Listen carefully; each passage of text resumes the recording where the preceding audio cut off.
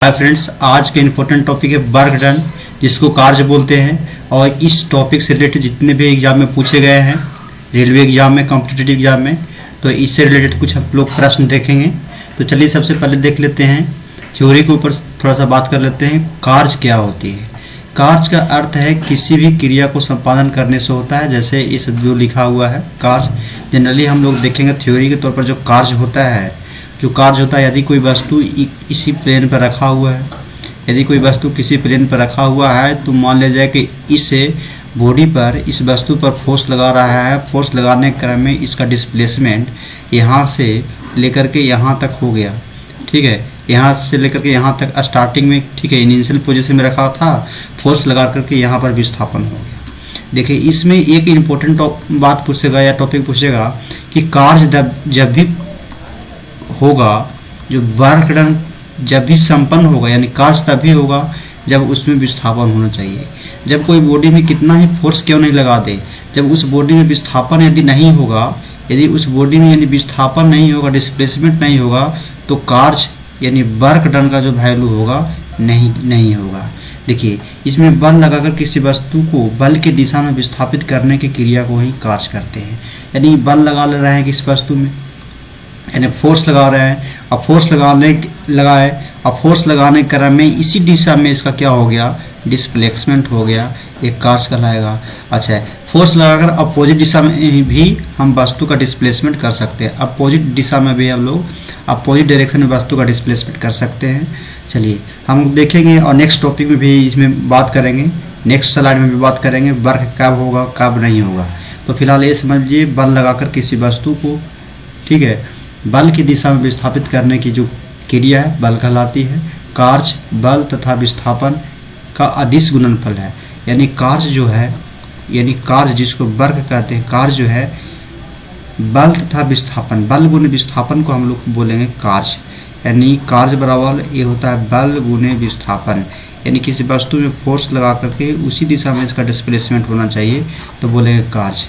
देखिए, जनरली हम इसे लिखते हैं, यदि कोई ये बॉडी यहाँ पर रखा हुआ है और इसमें फोर्स लगा रहे हैं, इसका डिस्प्लेसमेंट इधर हो रहा है और थीटा एंगल है, तो W बराबर क्या होता है, एफ एस कॉस थीटा।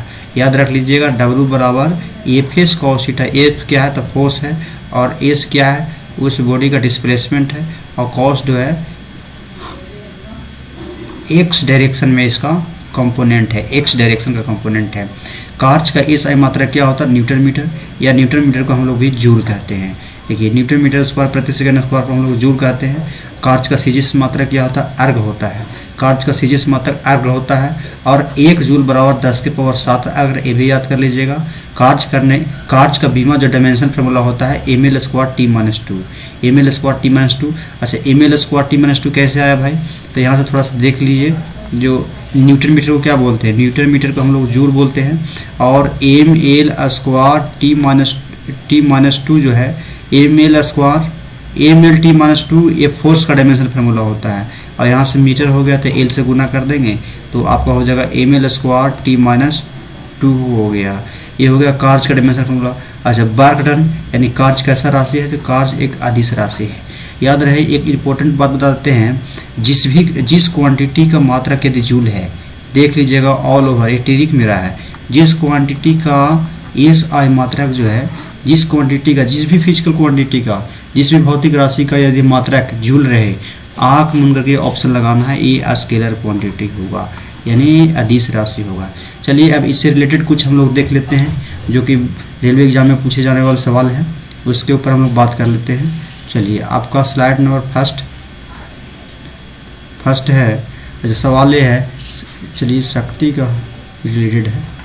चलिए अगेन हम लोग देख लेते हैं, इसका जो पूछा गया है, इस टॉपिक से रिलेटेड जितने भी सवाल पूछे गए हैं, थोड़ा सा हम लोग देख लेते हैं किस टाइप के सवाल पूछे जाते हैं। चलिए, एक में क्या है, निम्नलिखित में कौन सा अधिक कार्य कर सकता है, निम्नलिखित में कौन सा अधिक कार्य कर सकता है, इसको इस पर बात कीजिए। देखिए, आरआरबी ग्रुप डी में पूछा गया है, निम्नलिखित में कौन सा अधिक कार्य कर सकता है। एक उठा हुआ हथौड़ा, एक चलती हुई गोली, एक तेजी से आता हुआ पत्थर, कि एक घूमता हुआ पहिया। देखिए, कार्य का जो फार्मूला होता है, जो कार्य का फार्मूला, जो वर्क डन का फार्मूला होता है फोर्स इनटू डिस्प्लेसमेंट, यानी बल गुने विस्थापन।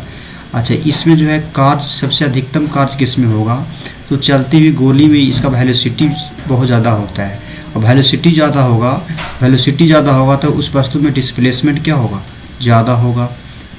देखिए इसमें उठाया हुआ हथौड़ा, इसमें उठाया हुआ चल नहीं रहा है, ठीक है, इसमें स्थिति ऊर्जा का मान होगा, पोटेंशियल एनर्जी का मान जो होगा इसमें ज़्यादा होगा। लेकिन ये कह रहा है कि तेज़ी से चलता हुआ पत्थर, उसमें भी इसके तुलना में जो है ना, ये चलते हुए गोली इस ज़्यादा शूट कर रहा है, क्योंकि इसमें वेलोसिटी का जो वैल्यू है, इसमें विज्ञान में वेलोसिटी का जो वैल्यू है, वेग का वैल्यू जो है अधिक है, क्योंकि वर्क डन बराबर होता है फोर्स इंटू डिस्प्लेसमेंट, और वेग बराबर होता है डिस्प्लेसमेंट यानी विस्थापन बटा समय होता है, विस्थापन बटा समय।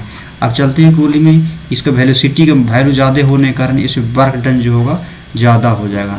तो ए बी नंबर इस सवाल का जो आंसर है बी इज करेक्ट आंसर है।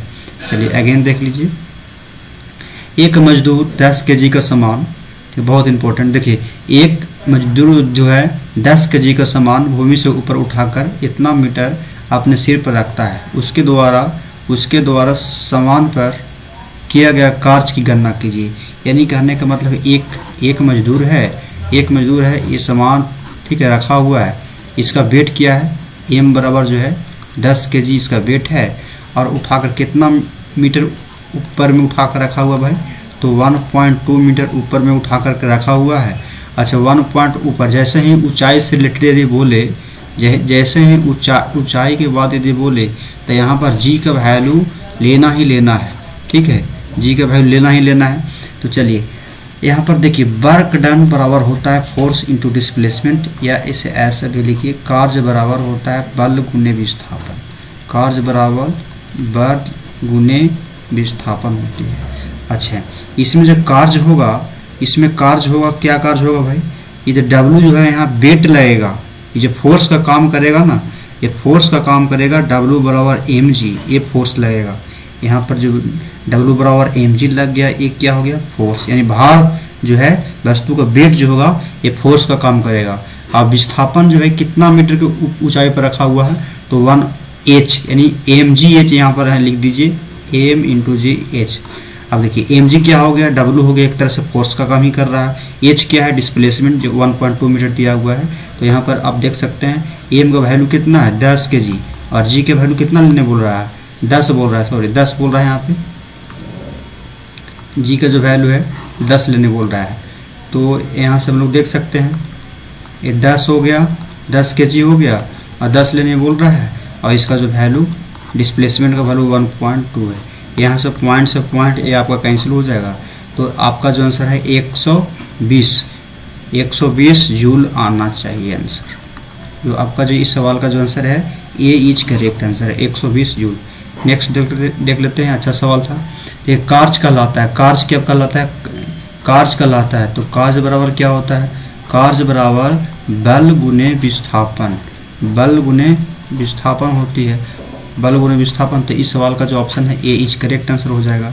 अगेन देख लेते हैं, किसी वस्तु द्वारा किया गया कार्य, यानी किसी वस्तु द्वारा कार्य का जो वैल्यू है, जो किसी वस्तु के द्वारा कार्य का जो है वर्ग का जो वैल्यू है कितना है, 56 जूल है। अच्छा, उस वस्तु पर लगाया गया बल जो है, बल का जो मान है, इसमें जो है इस वस्तु पर जो फोर्स लग रहा है कितना लग रहा है, 7 न्यूटन लग रहा है। तो पूछ रहा है कि विस्थापन का वैल्यू कितना होगा, विस्थापन यानी डिस्प्लेसमेंट का वैल्यू कितना होगा। बहुत अच्छा सवाल। ये कोई बॉडी है और इस पर फोर्स लग रहा है 56 न्यूटन के, अच्छा कार्य कर रहा है 56 न्यूटन के, 56 जूल का, इस पर फोर्स लगा रहा है 7, तो कितना इसका डिस्प्लेसमेंट होगा, यानी ये बॉडी के फोर्स लगाने के दौरान कितना ये डिस्प्लेस्ड हुआ होगा, यानी विस्थापन पूछ रहा है। तो W बराबर क्या होता है, force into displacement, force into displacement.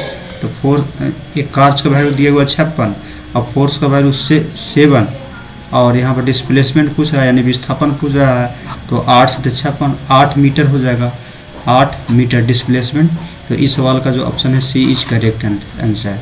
Again देख लेते हैं, यदि किए गए कार्य शून्य हो तो बल और विस्थापन के बीच का कोण कितना होगा। देखिए ये बहुत इंपॉर्टेंट सवाल है, इस टाइप के सवाल पूछे जाते हैं, ठीक है, पूछा हुआ है ग्रुप डी में, ठीक है। तो हम लोग जानते हैं वर्क डन बराबर होता है W बराबर F into S cos theta. अच्छा ये कैसे है भाई, मान लीजिए कि ये कोई बॉडी है और ये एक्स डायरेक्शन है, ऊपर में ले लीजिए वाई डायरेक्शन। अब इस बॉडी पर जैसे कि फोर्स थीटा एंगल पर यहाँ पर फोर्स लगा रहे हैं, तो इसका जो थीटा ये है, इसका कंपोनेंट ये होता है एफ कॉस थीटा, और इधर होता है इसका एफ साइन थीटा होता है। दो घटक टूटता है कंपोनेंट जिसको बोलते हैं एफ कॉस थीटा और एफ साइन थीटा। तो इसीलिए फोर्स इंटू डिस्प्लेसमेंट ये होता है, फोर्स और डिस्प्लेसमेंट के बीच का ये एंगल है। अब कह रहा है कि यदि किसी वस्तु का कार्य जो है शून्य है, तब बल और विस्थापन के बीच का कोण कितना होगा। कार्य शून्य कब होगा, यानी कार्य शून्य कब होगा, यानी उसमें विस्थापन नहीं लग रहा होगा, यानी बल भी लग ही रहा है और उसका यानी विस्थापन नहीं हो रहा होगा। देखिए ऐसे फोर्स लगाएंगे तो वस्तु घसकेगा ही, ऐसे लगाएंगे घसकेगा ही। किस एंगल पर फोर्स लगाएंगे वस्तु पर कि ये डिस्प्लेसमेंट नहीं होगा, यानी थीटा जो होगा कार्य शून्य होगा, डिस्प्लेसमेंट तो होगा ही, कार्य शून्य होगा। तो हम लोग देख लेते हैं डिस्प्लेसमेंट होगा या नहीं होगा। तो W बराबर होता है एफ एस कॉस थीटा, और यहाँ से कार्य का वैल्यू शून्य हो गया, और यहाँ फोर्स है तो फोर्स रहने दीजिए, एफ है तो एस रहने दीजिए, और कॉस थीटा है तो थीटा लगेगा, ये गुना में हो जाएगा। तो इधर में 0 बटा क्या हो जाएगा, फोर्स इंटू डिस्प्लेसमेंट बराबर कॉस थीटा। अब ये ओवरऑल क्या होगा, 0 बराबर कॉस थीटा। अब यहाँ से इधर से देख सकते हैं तो कॉस थीटा बराबर 0, तो कॉस कितना डिग्री का वैल्यू 0 आता है भाई, तो कॉस जो है 90 डिग्री का वैल्यू 0, कॉस से कॉस कैंसिल, और थीटा इजकल टू 90 डिग्री, यानी थीटा इजकल टू 90 डिग्री। इस सवाल का जो आंसर है बी। यानी कहने का मतलब है इस वस्तु पर जो है परपेंडिकुलर लंबवत हम फोर्स लगाएंगे तो डिस्प्लेसमेंट होगा, नहीं होगा, ये किधर जाएगा, नहीं जाएगा। तो इसीलिए याद रख लीजिएगा कि यदि कोई वस्तु पर परपेंडिकुलर यानी लंबवत बल लग रहा है तो उस पर कोई कार्य नहीं होगा। लंबवत बल लग रहा है तो इस पर कोई कार्य नहीं होगा।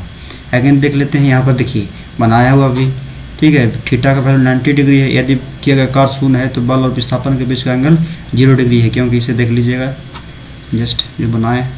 चलिए अगेन देख लीजिए, एक लड़की जिसका वजन यानी वेट जो है कितना है 200 न्यूटन है, और 2 मीटर के ब्रिज के ऊपर चढ़ता है, यानी जो है डिस्प्लेसमेंट कितना है भाई, डिस्प्लेसमेंट जो है 2 मीटर है।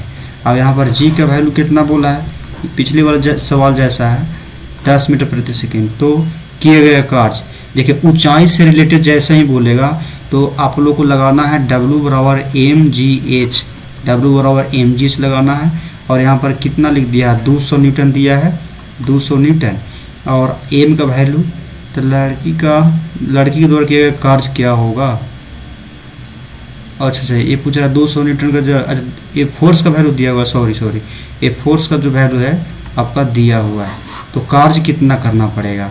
W का वैल्यू नहीं दिया हुआ है, इसका mg का वैल्यू दिया हुआ है, वजन, अच्छा वजन mg का वैल्यू दिया हुआ है, तो mg का जो वैल्यू हुआ है देखिए एग्जाम में, अब यहाँ पर पुट कर देता है 200 पुट करना पड़ेगा नहीं ना, यहाँ वजन mg का वैल्यू पूरा दे दिया हुआ है, तो यहाँ 200 न्यूटन लिख देंगे, और हाइट कितना है 2 मीटर, हाइट 2 मीटर, और ये आपका हो जाएगा 400 न्यूटन, ठीक है।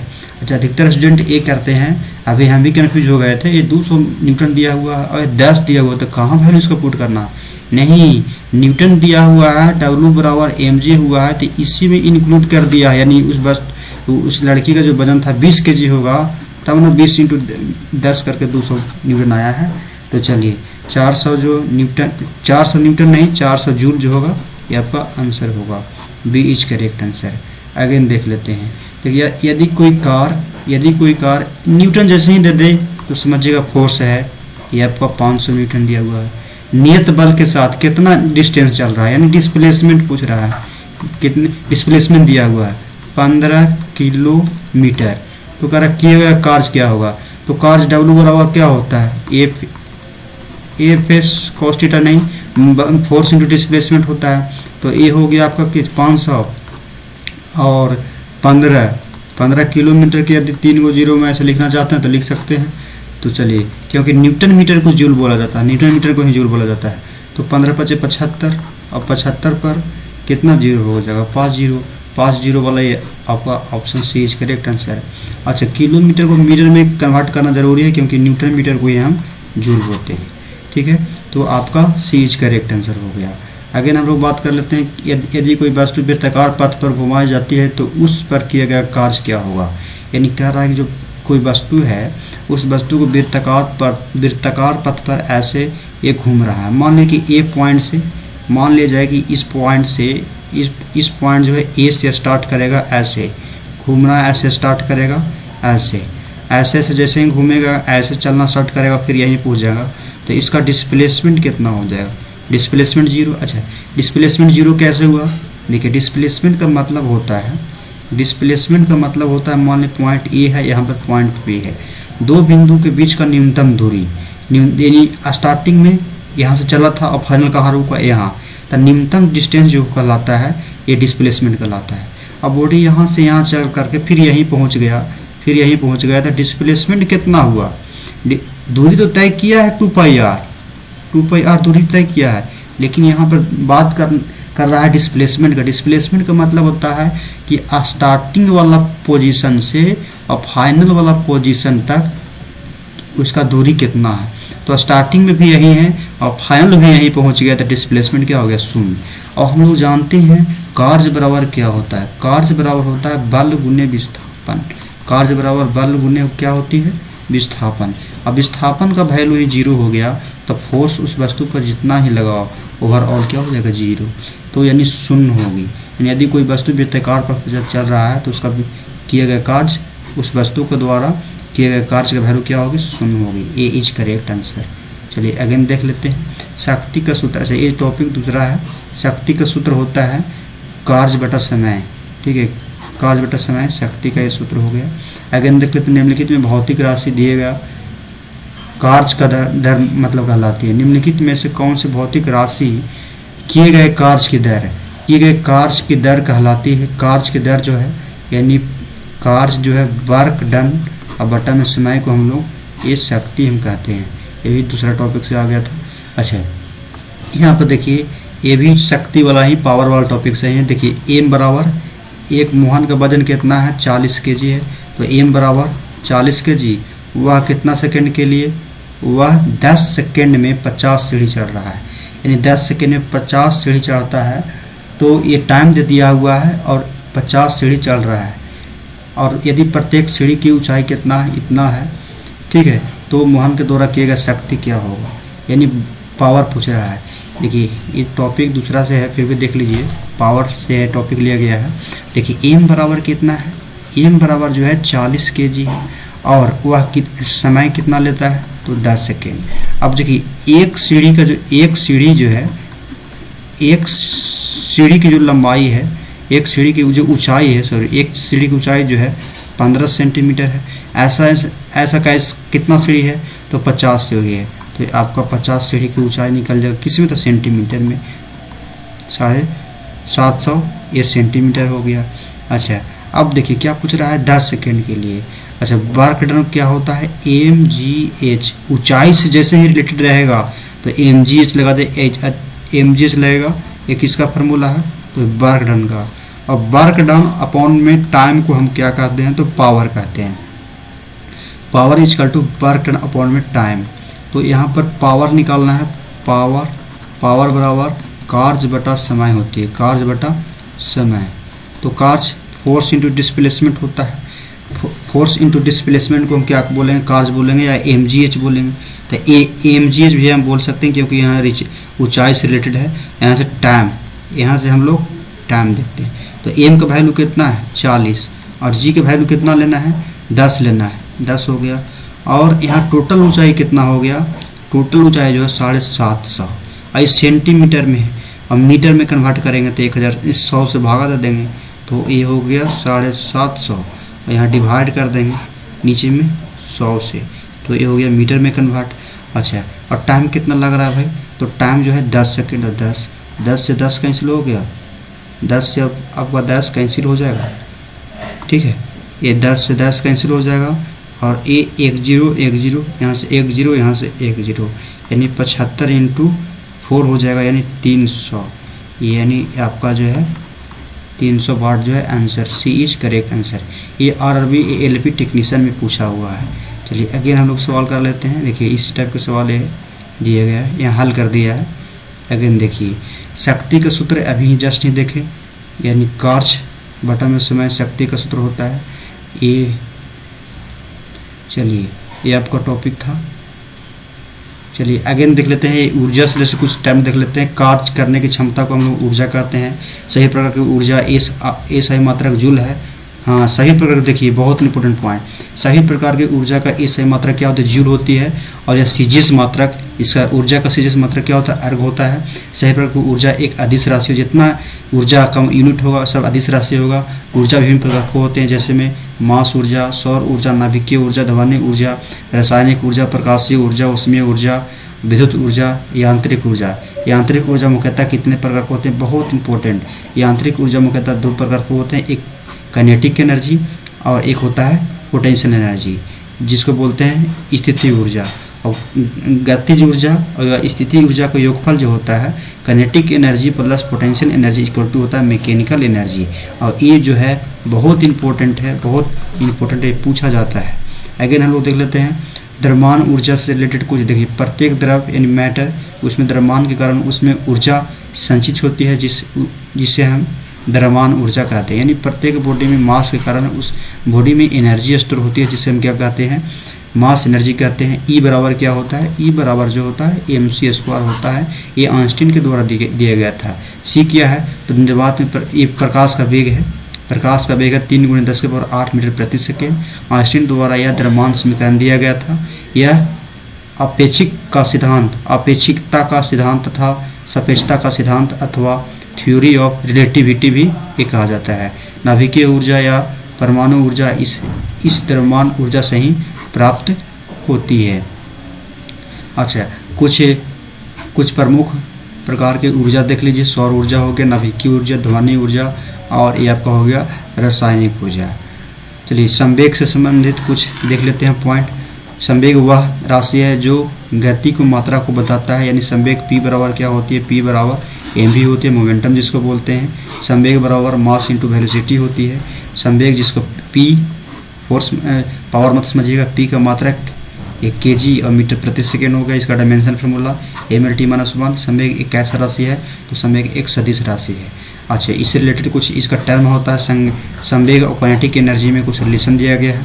काइनेटिक एनर्जी बराबर क्या होता है, काइनेटिक एनर्जी बराबर होता है 1/2 mv², 1/2 mv²। और यहाँ से पोटेंशियल रिलेशन देखा गया, तो थोड़ा सा हम बता देते हैं।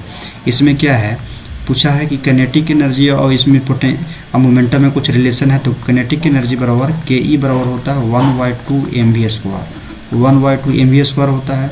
अच्छा यहाँ से काइनेटिक एनर्जी, ये जो फार्मूला लाया गया है काइनेटिक एनर्जी बराबर, ये मोमेंटम के टर्म में यहाँ देखा गया है 1/2 इसमें mv रहने दीजिए। और हम ये कहना चाह रहे हैं कि m ऊपर में है, ठीक है, और m ऊपर में है। एक और m से हम यहाँ पे एक और m से क्या करना चाह रहे हैं, यहाँ पे m भी है ना, यहाँ से m को भागा दे रहे हैं और यहाँ से m को गुना कर दे रहे हैं। तो क्या होगा भाई, तो क्या होगा, यहाँ से 1/2 ये हो जाएगा m² v² बटा में v हो जाएगा। अच्छा 1/2 को इधर ले लाइए और यहाँ पर m को भी यहाँ पर लिख दीजिए नीचे में m। अब देखिए m m² v² को हम लोग क्या बोल सकते हैं, 1/2 यहाँ पर m लिख दीजिए और इसको mv को m इंटू v इसका होल स्क्वायर बराबर p² हो जाएगा, क्योंकि p बराबर क्या होता है, p बराबर m इंटू v होता है। तो यहाँ से p² हो जाएगा। तो इसीलिए ये फार्मूला यहाँ पे देखा गया है कि काइनेटिक एनर्जी जो है मोमेंटम के टर्म में 1/2, या इसे ऐसा भी लिख सकते हैं p² बटा में 2m। एक किसके टर्म में है, तो काइनेटिक एनर्जी के टर्म में है। ये मोमेंटम और काइनेटिक एनर्जी के टर्म में रिलेशन है। तो यदि इस वीडियो के माध्यम से कुछ सीखने को मिला तो प्लीज़ वीडियो को लाइक शेयर एंड सब्सक्राइब करें, क्योंकि यह मेरा ऑब्जेक्टिव का ये मेरा पहला वीडियो है, ठीक है। थोड़ा सा इसमें हम प्रयास कर रहे हैं। तो यदि इस वीडियो के माध्यम से कुछ भी सीखने को मिला तो प्लीज़ वीडियो को लाइक शेयर एंड सब्सक्राइब कर दें। Thank you.